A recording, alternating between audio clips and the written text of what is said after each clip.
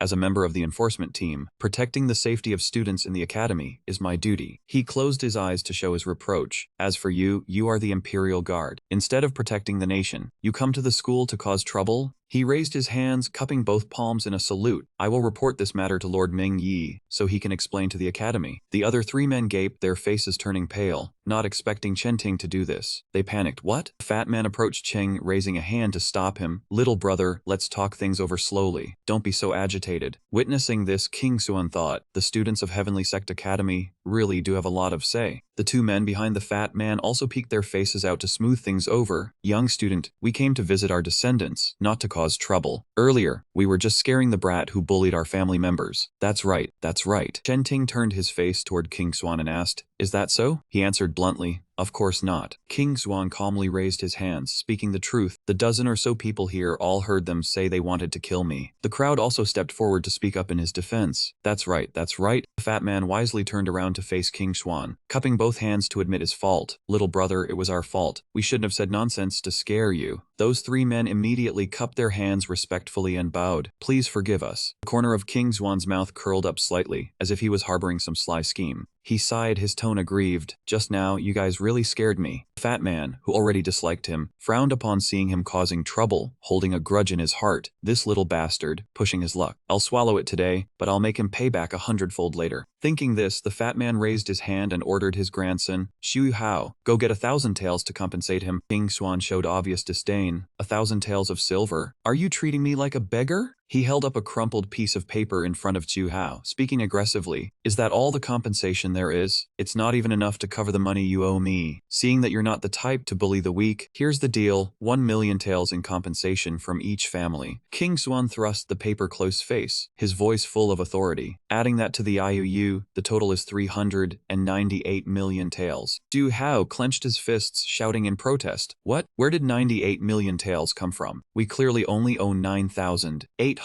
taels. He glared at King Xuan, unable to hold back his curse. Don't you try to fish in troubled waters and cheat us like this. Seeing they were at a disadvantage, the fat man stepped forward and covered Zhu Hao's mouth. The deputy leader of Squad 3, 4th Battalion, spoke up to negotiate. Little brother, we don't have that much money on us. Can we use something else as collateral? King Xuan gave a sly smile. Fine, but it has to be what I ask for, like body tempering pills. The fat man quickly produced a small white bottle with a stopper, calculating. Here are 9,000 body tempering pills, plus this batch of herbs as well, worth around 1,000,000 in total. He swiftly snatched the bottle, saying, Really? Thanks. The old deputy leader of Squad 3, 4th Battalion, reached into his robe, speaking slowly. I also have some body tempering pills. King Xuan was not a greedy person. Once he had received enough, he raised his hand to refuse. This amount of body tempering pills is sufficient. Taking too much medicine would have a counter effect. The old man glanced to the side, thinking to himself, someone else took the chance before me. The vice captain of the 3rd Battalion remained silent, casting a glance to the side. Deputy leader of Squad 3, 4th Battalion, twisted his wrist as if summoning something. Seeming a bit anxious, I must seize the next opportunity, so this brat doesn't talking and make things difficult. He held up a ring emanating a shimmering blue light, saying to King Xuan, this 5 Shang square spatial storage ring cost 1,200,000 to buy. He reached out, took the ring, and brought it before his eyes to examine it. Not bad, pretty practical. The deputy leader of Squad 3, 4th Battalion, finally breathed a sigh of relief in his heart, considering the brat's mouth was stopped for now. The vice captain of the 3rd Battalion looked at the situation and gave a cold snort. No choice. I'll have to wait and see what that brat wants. The vice captain of the 3rd Battalion took a piece of azure stone from his pocket, speaking loudly. I have a soul stone. The crowd behind could not help but be shocked. They're actually giving away a soul stone? Those people could not believe it, exclaiming, the Hu family is truly generous. The vice captain of the 3rd Battalion held tightly onto the azure soul stone, which was carved with intricate creatures, and said, this soul stone is a priceless treasure. It can nurture a martial soul. The deputy leader of Squad 6, 7th Battalion, and the deputy leader of Squad 3, 4th Battalion, glanced at the soul stone, while the crowd continued to whisper, so it is a purple soul stone. King Xuan stared intently at the soul stone, and the birthmark on his shoulder also began to glow. The martial soul imprint is reacting to this purple soul stone? The fat man planted his hands on his hips, holding the deputy leader's death soul stone as he observed and asked, Brother Hu, this thing can't be used for trials, and is useless for cultivation, right? The deputy leader of the 3rd Brigade grimaced and said, this is a top-grade death soul stone, and even selling it like a gem would fetch no small value. Someone in the crowd also chimed in to agree, no matter how high its quality, it's still just a death soul stone. However, King Xuan still raised his hand and pointed at the Death Soul Stone in the deputy leader's hand. Without any hesitation, he picked up the Death Soul Stone and declared decisively, I'll take it. Everyone was utterly astonished by his decision. What? The other 3 were also stunned, exchanging glances in confusion, unable to understand why King Xuan still accepted the Death Soul Stone. The old man from the 4th Brigade's 3rd team felt he had been wronged, while the deputy leader of the 3rd Brigade was bewildered. Is this brat really taking it? After a moment, the deputy leader of the 7th Brigade's 6th team raised his green card and said generously, we'll use the crystal card to settle the debt for him. The old man from the 4th Brigade's 3rd team also raised his crystal card, still bearing a grudge. Kid, just wait. Next time I'll teach you a lesson for sure. The deputy leader of the 3rd Brigade let out a cold snort, showing his reluctance, but he still raised his crystal card. When 3 cards were gathered, they all shouted in unison and merged them together. The 3 crystal cards lit up brightly, emitting streams of green energy that soared upward, ringing with a crisp sound. King Xuan raised his own card and said smugly, payment received. Welcome to visit me at the academy often in the future. The 3 of them left in a mix of anger and reluctance, with the fat man turning back to warn him.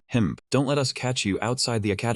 Only then did King Xuan step forward to face Chen Ting, clasping his hands in salute. Thank you, fellow student. I'll remember this favor today. Chen Ting replied modestly, it was my duty, not worth mentioning. If you run into trouble later, come find me. He responded politely, "If you have any trouble at the academy, you can also come to me, King Swan." The two people behind them watched their retreating figures and thought, besides the royal family in the imperial capital, there are the four great clans, and he's a direct line disciple of the Chen family. If the Chen family's influence can't solve a problem, what use would finding you be? Truly an arrogant fool. Chen Ting paused for a few seconds and nodded. This guy seems interesting. King Swan climbed the deep, winding stairs alone within the vast forest. After traveling a long distance, he finally arrived at the library. King Swan walked straight inside. Before him lay an old man reclining on a long chair who asked in a low voice, "Who's there?" King Swan clasped his hands in salute and bowed, "Greetings, old sir. I wish to enter the library." The 7 elders of the celestial sect stirred and one pointed downward. "Go swipe your points over there, and you can enter." King Swan stared at him blankly. "I can't make out the cultivation of the library's guardian at all." He thought while swiping his card, "It's just as the rumors say, the strong in this world are as numerous as clouds." After swiping the card, the system let out a crisp sound. The information displayed: King Swan, male, 15 years old, outer courtyard 3rd class, homeroom teacher Qin Zhen, points 100. Then the points were deducted down to 90. King Swan stepped 1 foot inside the library. He slowly entered, surrounded by towering bookshelves. Even he had not expected the place to be this vast. Looking at the pile of academic books before him, he sighed. Where should he even start looking now? King Swan glanced over the titles of the books. Then he noticed a finely carved jade plaque hanging on the wall. King Swan reached out to touch it gently, saw the words "body tempering" exquisitely carved into it, and thought to himself, how could someone carve words into jade by hand without a single crack? With that thought, he quickly strode into the body tempering section. King Swan rubbed his chin and looked up. Maybe this one? He reached out and touched the 3 books before him. Spearbreast Armor Art, Ice Fire Body Skill, 100 Treasures Body Forging Art. Suddenly, a voice rang out. That person held out a book called Key Transformation Art in front of him. "If I were you, I would trade the 100 Treasures Body Forging Art for this Key Transformation Art." Only then did King Swan notice a pink-haired girl with a curvaceous figure holding the book, calling out, "King Yu." He asked in confusion, "Is there something wrong with the 100 Treasures Body Forging Art?" King Yu immediately explained, "The book itself has no problems, but it is a body tempering cultivation method." She continued to explain, "Body tempering is just a way ancient martial artists used to fortify themselves when they could not cultivate energy. In this era of energy cultivation, it has long been obsolete." She held out the book in her hand, enlightening him. "The Key Transformation Art is the best method to help a person break through to the spirit martial realm." King Swan opened the book in his own hand, muttering, "Making the physical body tough and sturdy, isn't that better?" This thought surprised her. "I advise you not to be greedy. For ordinary people, cultivating one path is already difficult. Dual cultivation of energy and body is nothing short of seeking death." She pointed at the book in his hand. "This cultivation method will only allow you to enter the yellow tendon warrior rank." Leaning slightly, she whispered, "If you want to strengthen your body, taking a bit of tempering pill every day is better. With your talent, you should have already condensed your martial soul and entered the spirit martial realm." King Swan remained engrossed in reading, asking, "For you to care so much about me, it can't be that—" He turned his face to look at her bluntly. "You have a crush on me, right?" King Yu looked at him and scolded, "You madman." She decisively turned around and left, letting out a cold snort, leaving King Swan bewildered. Reaching a secluded corner, she spoke loudly, "If you truly want to practice body tempering, try this Pure Yang martial classic." King Yu tossed out a slip of paper. "This is my personal collection. You may take it." King Swan easily caught the slip.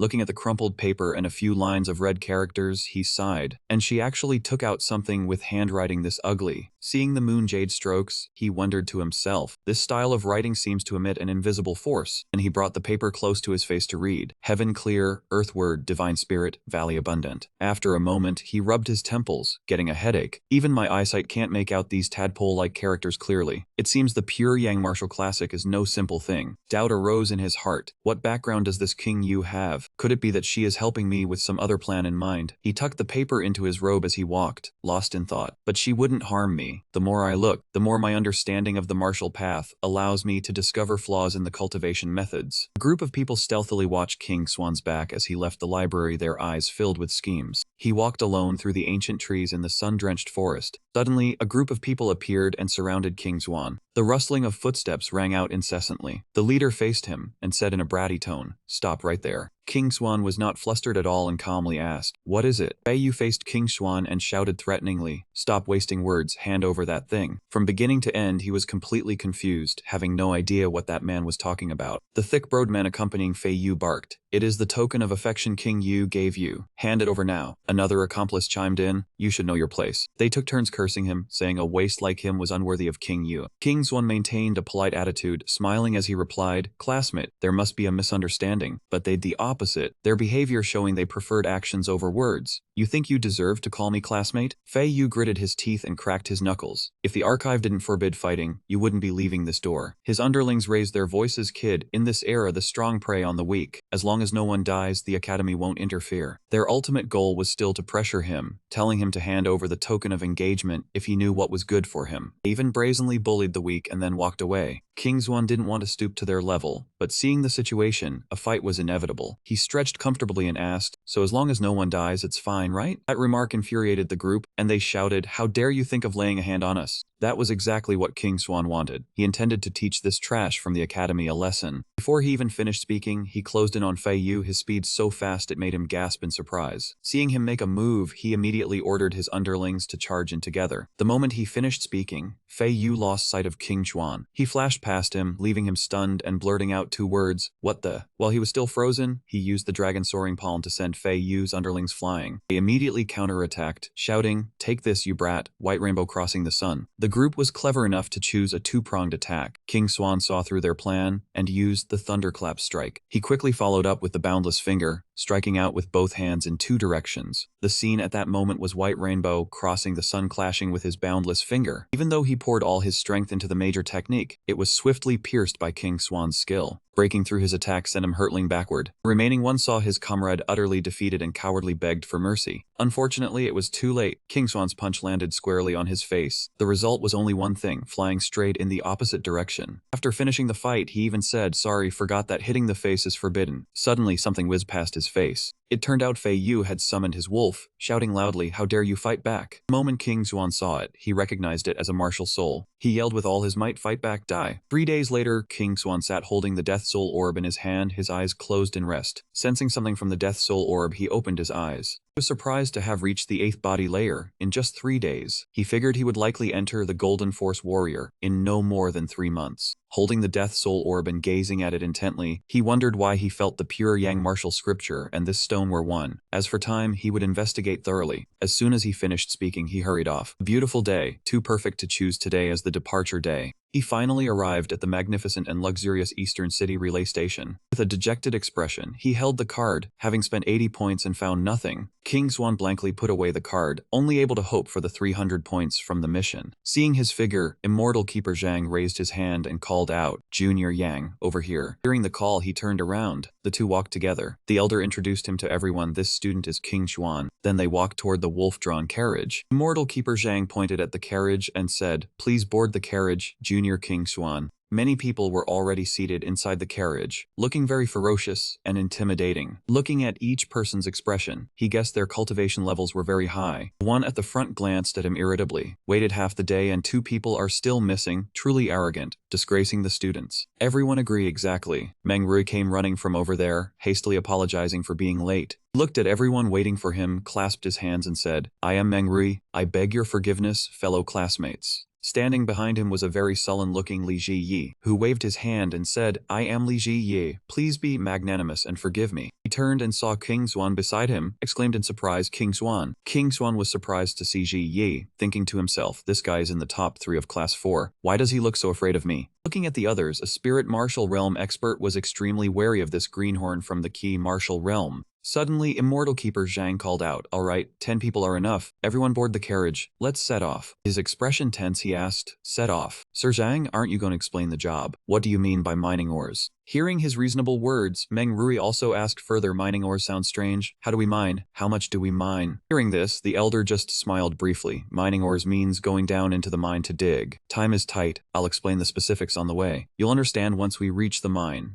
After listening, everyone boarded the carriage. The driver held the reins and lashed the wolves' haunches to make them run. Soon enough, they arrived at some location. The carriage jolted as it moved, the hanging ornaments inside swaying and shaking. Everyone sat still, looking at immortal Keeper Zhang. He said he would now detail the mission. He continued, "This time we are going to the minefields in the transverse mountain range. At the speed of these 4 wolves, it should take about 3 days to get there." Meng Rui did not understand, so he asked again what a broken mountain vein meant. He looked at him and asked Brother Meng Rui if he knew the details of this matter. He recounted what he knew, saying that this mountain was originally called the 10,000 Demons Mountain, and it was filled with countless demon beasts. The founding cloth emperor Su Feng slashed the mountain vein with one blade, creating a great uproar, and the demon beasts submitted and left. However, this broken mountain vein was actually the Imperial Forbidden Mountain. Everyone who heard this gradually showed shock. The Imperial Forbidden Mountain? Zhen Tususu folded the paper and handed it to Wu Shui and the bespectacled man. He told them to read it, saying this was an official document recording that the ore mine had been mined 100 years ago. Lei Jiayi read it over and over nervously, and it was indeed exactly as he said. Wu Shui read it carefully, thinking that this Zhen Tu-Su could actually obtain the mining rights to the Imperial Forbidden Land. When it was Meng Rui's turn to read, he also felt that this man's influence was truly not small. The old man smiled kindly and said that there was a real line in the mountain vein, but whether Su Feng had actually cut it was uncertain. Lai Jiayi asked, "The founding emperor must have been a primordial realm expert, right?" He stroked his beard and smiled, saying that during the founding era, resources were scarce, and Su Feng relied on mining this mountain to expand the territory. He suddenly closed his eyes, his voice dropping dangerously. The area he took over today included the section Su Feng had mined back then. Meng Rui raised his hand to question, saying he did not know about the mining work, and if it was just manual labor, it would not be worth 300 points. He cupped his hands in salute, saying that the real purpose this time was to ask them to draw a map. All 5 people were stunned, their mouths agape when they heard the words, "draw a map." Zhen Tusu opened a box, took out a map and handed it to Li Ziyi. He said the ore mine was too complex, as tangled as a maze. He handed 2 other maps to the person opposite. Without a map, it was very hard to navigate, so he asked them to go inside and help draw one. King Xuan opened the map to look, and he explained that the sections already drawn were the results of a survey, but many large areas were still unclear, and he hoped they could help. Wu Shui frowned. Could an ordinary person not do this survey work? Weren't those drawn sections done by someone else? He smiled and replied that the mine had been closed for a long time, with no ventilation and toxic gas. It was very dangerous for ordinary people to enter, but for them, it was as easy as eating porridge. His words made Meng Rui suspicious. Was it only ordinary toxic gas? Lei Jiyi glanced at Zhen Tusu. Of course it was, what else could there be? Both King Xuan and Meng Rui were tense. King Xuan thought to himself, it seemed Meng Rui knew something, he had to keep an eye on him. A finger pointed to an area on the map. They only needed to finish drawing this central area. It would take half a month at best, a month at worst. Ushui closed his eyes and gave a sly smile. Earning 300 points in half a month to a month was not bad. He held a tray with small pouches. The points were guaranteed, and there were also bonus gifts. 2 people's eyes lit up as they looked inside the tiny pouches.